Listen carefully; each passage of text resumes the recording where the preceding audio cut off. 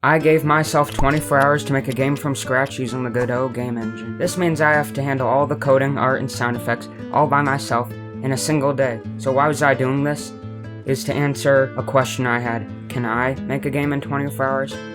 I've seen a lot of these challenges on the internet and decided it would be fun to try. So I started by opening a new Godot project, but right away, I kinda hit a wall. I didn't know what type of game I wanted to make. The first thing I thought of was an incremental game where you spin a windmill, and I thought that would be a cool idea, so I made a model in Blender and imported it into Godot. But I didn't like that. It wasn't really working like I thought it would, and I wasn't having much fun. So I scrapped the idea and went back to the drawing board. After thinking for another hour, I thought of a simple 4-directional shooter game. In the game, there would be waves of enemies from all 4 directions, left, right, up, and down, and each wave would get harder and longer than the last. There'd be more enemies spawning, and the wave time would take longer. And since this was such a simple idea, the game obviously needed a lot of juice.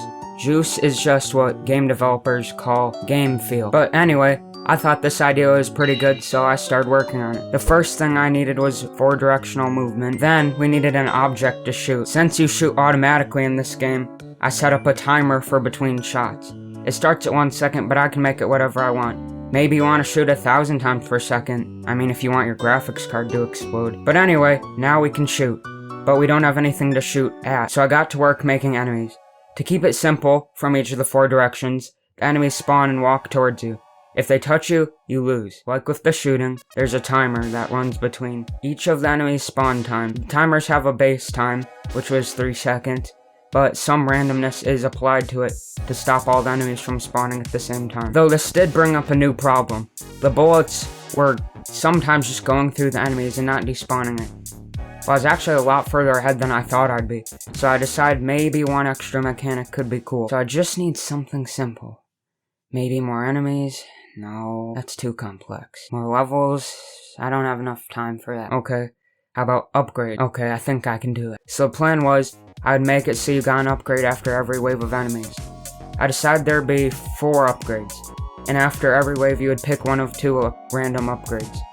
The upgrades would be simple, like shooting speed or making the bullets go through one more enemy. I also like the idea of upgrades looking like little cards like many roguelikes do. Now, at this point you're probably thinking, the game looks pretty boring, so I think it's time to update the art. So I got to work making the models for the player, bullets, and enemies. So to make sure this game gets finished in the 24-hour time limit, I made everything simple shapes.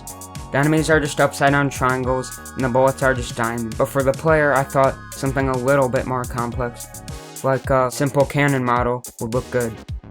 I also used Godot's built-in effects to give everything a neon look, but still, the game needed the juice I was talking about earlier. It really didn't feel that good to play. So I added particle effects for the enemies when they get hit, so now they explode into a million pieces.